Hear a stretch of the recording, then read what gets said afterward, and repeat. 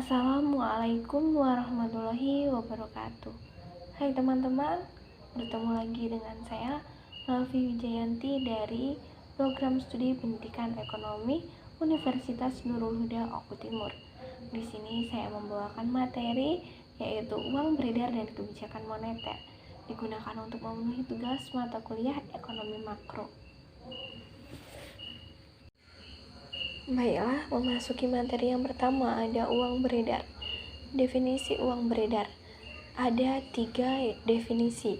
Yang pertama ada uang beredar dalam arti sempit, yaitu uang beredar adalah daya beli yang langsung bisa digunakan untuk pembayaran. Bisa diperluas mencakup alat-alat pembayaran yang mendekati uang, misalnya deposito berjangka dan simpanan tabungan pada bank. Yang kedua ada uang beredar dalam arti luas.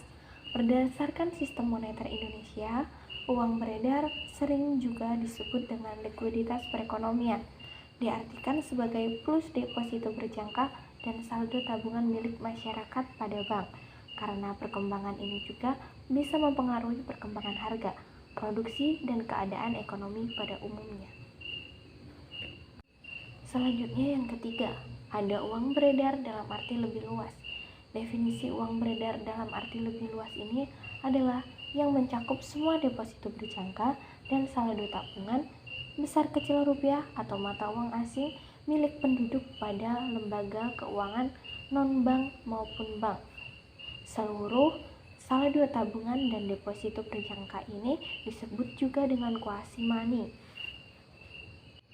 Materi yang kedua, di sini ada pengertian uang inti.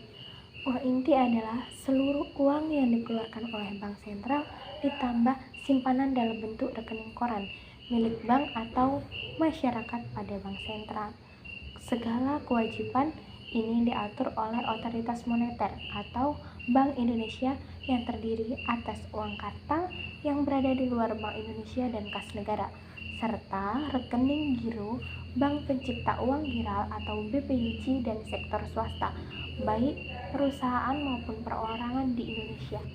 Dengan demikian, uang kartal yang dipegang pemerintah dalam bentuk kas pemerintah atau kas negara dan simpanan giral pemerintah pada Bank Indonesia tidak termasuk sebagai komponen dari uang inti ini. Tadi sudah dijelaskan bahwa segala kewajiban dilakukan oleh otoritas moneter atau Bank Indonesia, yang mana otoritas moneter ini membuat suatu kebijakan moneter. Apa saja sih kebijakan moneter itu? Yaitu ada menurut buku jurnal Instrumen Kebijakan Makroekonomi dalam mempengaruhi output oleh Yunis Vita, kebijakan moneter ekonomi adalah kebijakan yang bertujuan untuk mencapai keseimbangan internal dan eksternal negara demi mencapai stabilitas ekonomi. Kebijakan ekonomi atau kebijakan moneter pada hal ini dapat dilakukan dengan cara langsung dan tidak langsung. Kebijakan moneter langsung merupakan kebijakan yang dilakukan dengan campur tangan pemerintah dalam hal peredaran uang atau kredit perbankan. Tadi sudah ada kebijakan moneter. Selanjutnya ada efektivitas kebijakan moneter. Apa sih yang dimaksud dengan efektivitas kebijakan moneter? Pasti kita semua belum tahu atau ingin tahu sih apa yang dimaksud dengan efektivitas kebijakan moneter. Di sini adalah sejauh mana kebijakan moneter yang ditempuh pemerintah, apapun bentuknya, memberikan dampak positif bagi perekonomian dan masyarakat. Dalam arti yang pertama, dapat meningkatkan pertumbuhan ekonomi, yang kedua, dapat meningkatkan kesejahteraan masyarakat, yang ketiga, dapat meningkatkan kesempatan kerja, yang keempat, dapat meningkatkan penerimaan devisa negara, serta memberi pengaruh pada kebijakan makro lainnya. Yang terakhir nih, ada faktor-faktor yang mempengaruhi efektivitas kebijakan moneter. Di sini ada 4 faktor. Yang pertama ada laju inflasi terkendali, yang kedua ada suku bunga pada tingkat wajar, yang ketiga ada nilai tukar rupiah, dan yang terakhir ada ekspektasi masyarakat terhadap moneter positif. Mungkin itu saja penyampaian materi dari saya tentang uang beredar dan kebijakan moneter. Kurang lebihnya saya mohon maaf.